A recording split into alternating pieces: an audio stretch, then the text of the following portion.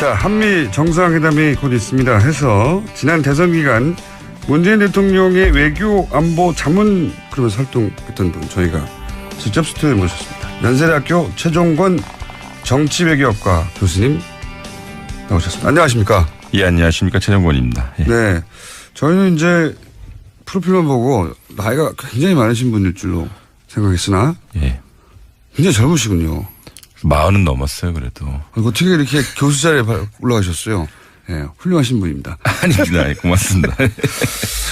근데 이제 한미동맹에서 어떤 이야기가 오갈지는 사실, 우린 모르죠. 예, 예. 예, 우린 모르고.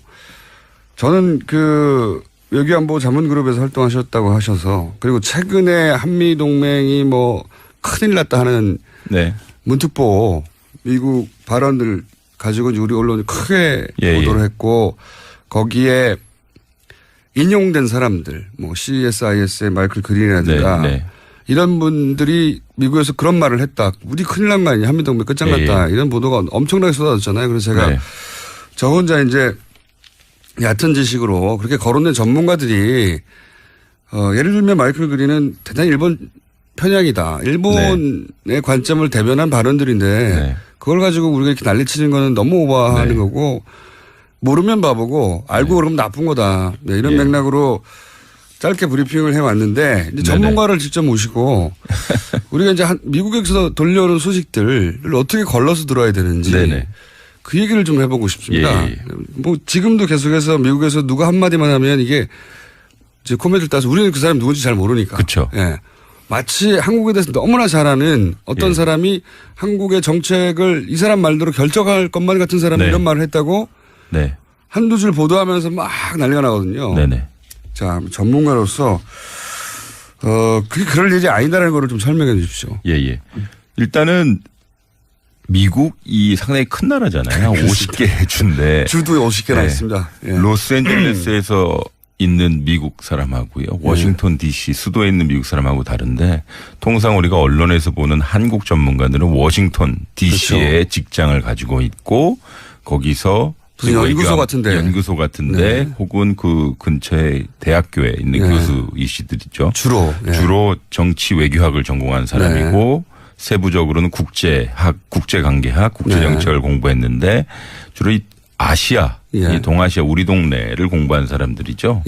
근데 전체적으로 보면 미국 전체적으로 보면 이 사람들이 첫 번째 우리가 가져야 될 의문이 미국의 전체 의견을 반영하느냐. 그리고 두 번째 미국이 한국에 대해서 어떤 통합된 의견을 가지고 있겠는가. 그리고 세 번째는 정말 이 사람들이 아침에 눈 뜨고 나서 잘 때까지 매일 한국만 바라보는가. 사실 이 한국 전문가들 미국에 있는 한국 전문가들이 가장 큰 문제점이 뭐냐면요. 한국만 전공하면 직장을 못 잡아요. 그러니까 일본도 끼게 되고 중국을 끼게 되고 혹은 중국에 뭐 부상하니까 한국이 어떻게 외교 정책을 해야 되냐라고 이렇게 여러 가지를 하거든요. 근데 이 사람들 상당히 학문적으로 훌륭한 분들도 계시죠. 근데 늘 나온다는 것에 문제가 있어요. 그러니까 늘 언론에 나오고 언론에 나오니까 늘 자극적인 언사를 할 수밖에 없어요.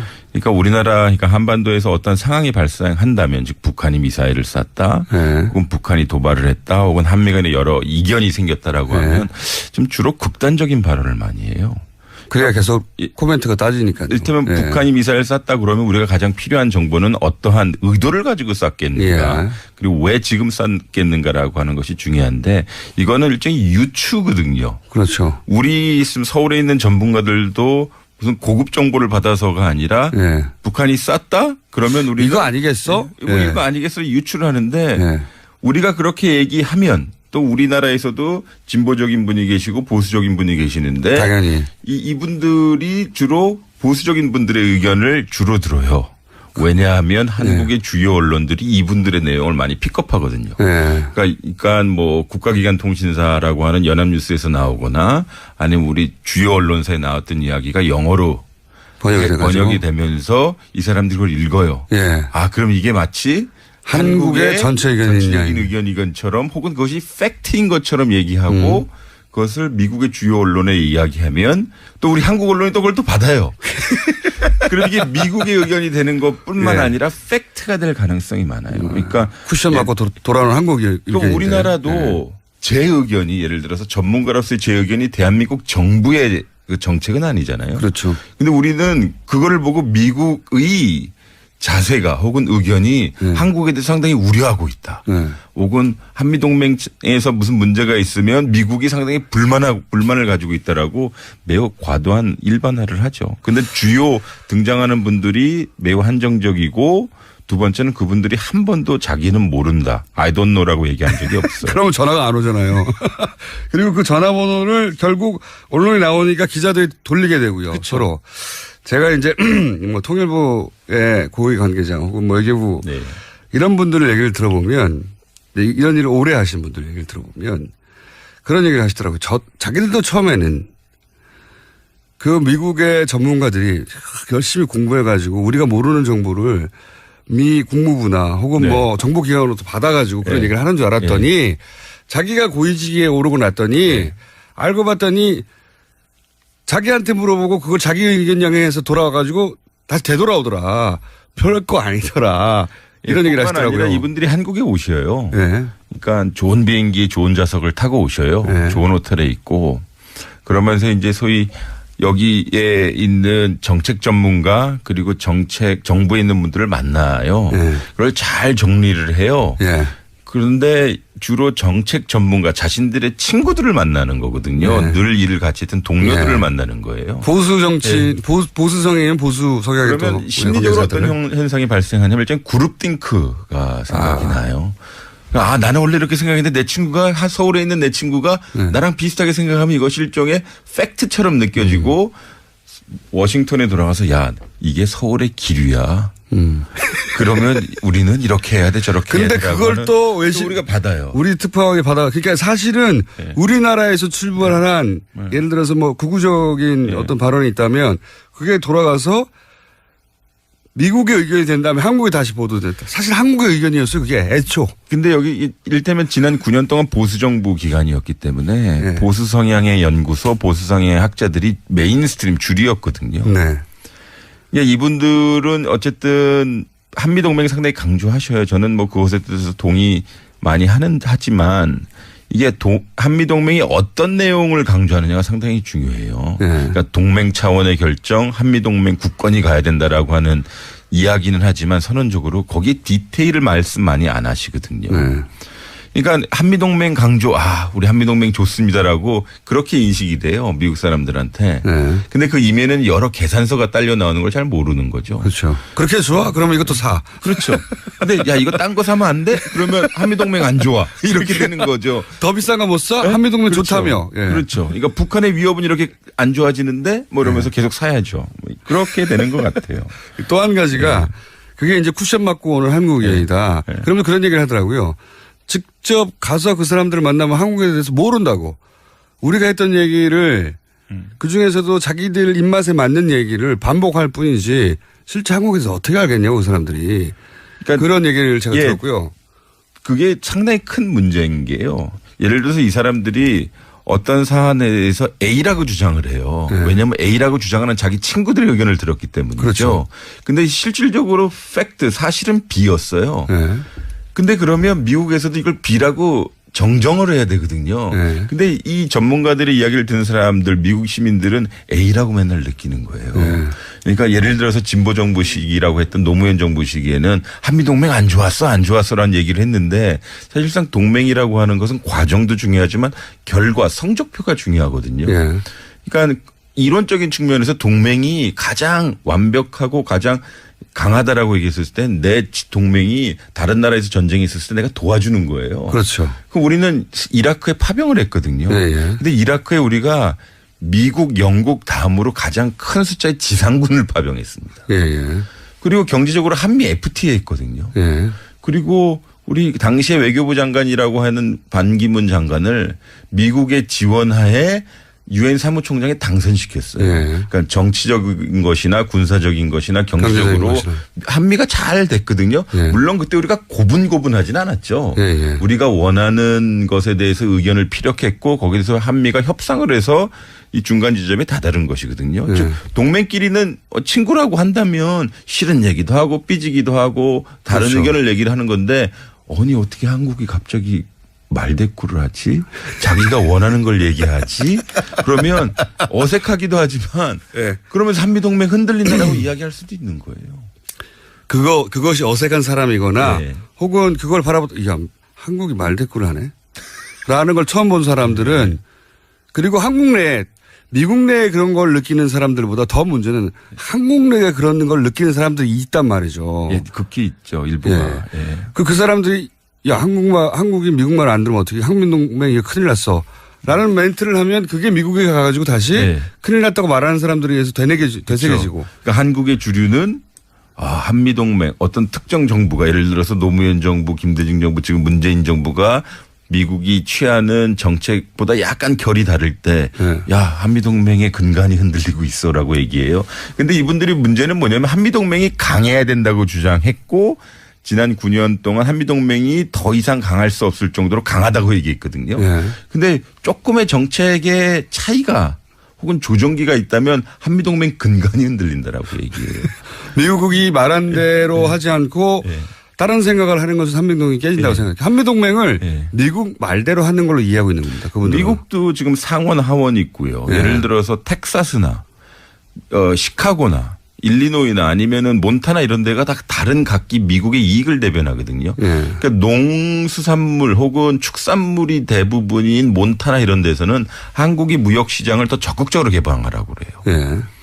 근데 이제 캘리포니아 이런 쪽에서는 이민 정책을 더 완화하라고 그래요. 왜냐하면 한국에 좋은 인텔리들을 좀 데려오고 싶어 하거든요. 근데 워싱턴에 있는 소위 안보 전문가들은 한미 관계 디테일을 잘 얘기 안 하고 그냥 북한만 이야기하는 것이어서. 그분들은 그리고 몇십 년째 북한 망한다고 그러고. 예. 그래서 늘 얘기하고 지금까지 왜 안 망했는지를 설명해야 되거든요. 근데 똑같은 말을 몇십 년째 하는 분들 기다리라고 하시죠. 또 한 가지 제가 몇 번 얘기했지만 그렇거나 한국의 의견이 글로 쿠션 맞고 와서 마치 미국의 의견 전체를 대변하는 것처럼 돌아오는 경우도 많고 특히 극우적인 우파적인 견해들이 또 하나는 그 소위 그런 그 논평가들이라고 하는 사람들이 대부분 전략연구소나 교수라고 했는데 전략연구소 혹은 뭐 그런 곳들의 교수들이 왔다 갔다 하죠. 연구소와. 근데 그 연구소들이 얼마나 일본의 재단, 일본의 용역, 연구 용역, 일본의 관리에 노출되어 있고 우리보다 훨씬 더 많이. 그래서 일본적 시각을 얼마나 많이 반영하는가도 그런 외신을 전할 때 없어요. 그러니까 은연중에 그들이 예를 들어서 한일 위안부를 파기하면 혹은 거기에 대해서 우리가 재협상을 하고자 한다면 한일 관계뿐만 아니라 한미일 관계가 흔들리고 더군다나 한국의 국제적인 신용이 떨어진다라고 얘기해요. 그게 일본의 전략이다. 그렇죠. 근데 미국 사람을 통해서 이야기해 일리가 있긴 해요. 다만 그것이 다 사실이 아니라는 거죠. 그리고 그게 일본이나 미국의 이익이죠. 그렇죠. 위안부 문제 같은 경우는 유엔에서 재협상을 해야 된다고 늘 주장하고요. 유엔에서. 그리고 유럽 같은 경우는 이게 말이 안 된다라고 하는 상당히 피해자를 생각하지 않은 일방적인 합의인데 우린 상당히 그런 식으로 얘기할 수 있는데 당연히 늘 미국 쪽에 특정 인물의 의견만 받아들여서 예를 들면 마이클 그린. 뭐 제가 말씀드리지 않았습니다만 그래서 그러니까 일본이 미국의 입을 통해서 하는 이야기를 우리가 미국의 이야기라고 굳이곧대로만 해석해 버리는. 그러니까 중요한 거죠. 우리도 이제 주눅 들지 말고요. 민주주의 대 민주주의가 맺은 동맹이거든요. 근데 동맹의 영역으로만 들어가면 우리가 가지고 있는 민주주의를 포기해야 된다는 느낌이 들어요. 예를 들어서 우리 국민의 권익, 우리의 이익, 그리고 민주주의의 적법성과 절차성이 동맹만 안에 들어가면 동맹 차원의 결정이라는 이름으로 많이 우리가 포기해야 한미동맹이 유지돼야 그래야 잘하는 것처럼. 근데 미국 사람들도 민주주의 상당히 중요하게 생각하고 특히 요새 민주주의를 많이 갈망하거든요.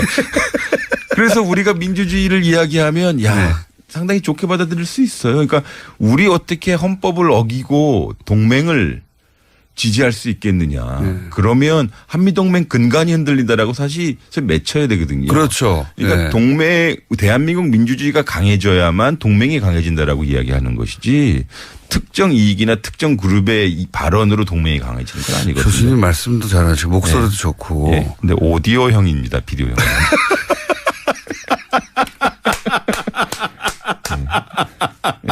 고맙습니다. 동의.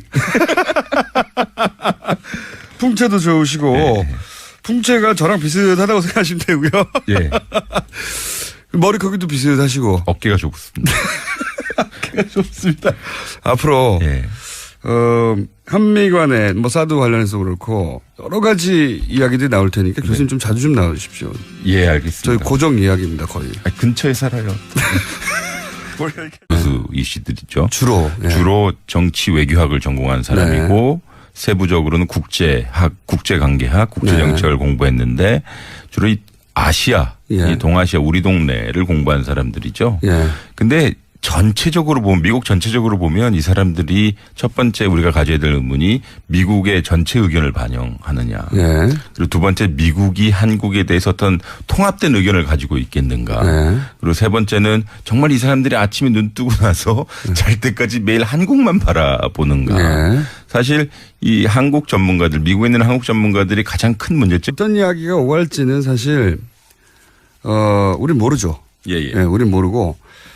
저는 외교안보 자문그룹에서 활동하셨다고 하셔서 그리고 최근에 한미동맹이 뭐 큰일 났다 하는 문특보 미국 발언들 가지고 우리 언론이 크게 보도를 했고 거기에 인용된 사람들 뭐 CSIS의 마이클 그린이라든가 이런 분들이 미국에서 그런 말을 했다. 우리 큰일 난 거 아니냐. 한미동맹 끝장났다. 이런 보도가 엄청나게 쏟아졌잖아요. 그래서 제가 저 혼자 이제 얕은 지식으로 그렇게 거론된 전문가. 자, 한미 정상회담이 곧 있습니다 해서 지난 대선 기간 문재인 대통령의 외교 안보 자문 그룹에서 활동했던 분 저희가 직접 스튜디오에 모셨습니다. 연세대학교 최종권 정치외교학과 교수님 나오셨습니다. 안녕하십니까? 예, 안녕하십니까? 최종권입니다. 네. 저희는 이제 프로필만 보고 나이가 굉장히 많으신 분일 줄로 생각했으나 굉장히 젊으시군요. 40은 넘었어요, 그래도. 어떻게 이렇게 교수 자리에 올라가셨어요? 훌륭하신 분입니다. 아닙니다. 고맙습니다. 근데 이제 한미동맹에서 어들이, 예를 들면 마이클 그린은 대단히 일본 편향이다. 일본의 관점을 대변한 발언들인데, 그걸 가지고 우리가 이렇게 난리치는 거는 너무 오버하는 거고, 모르면 바보고, 알고 그러면 나쁜 거다. 이런 맥락으로 짧게 브리핑을 해왔는데 이제 전문가를 직접 모시고 우리가 이제 미국에서 돌려오는 소식들을 어떻게 걸러서 들어야 되는지 그 얘기를 좀 해보고 싶습니다. 뭐 지금도 계속해서 미국에서 누가 한마디만 하면 이게 이제 코미디를 따서 우리는 그 사람이 누군지 잘 모르니까. 그렇죠. 마치 한국에 대해서 너무나 잘 아는 어떤 사람이 한국의 정책을 이 사람 말대로 결정할 것만 같은 사람이 이런 말을 했다고 한두 줄 보도하면서 막 난리가 나거든요. 자, 전문가로서, 그게 그럴 일이 아니다라는 거를 좀 설명해 주십시오.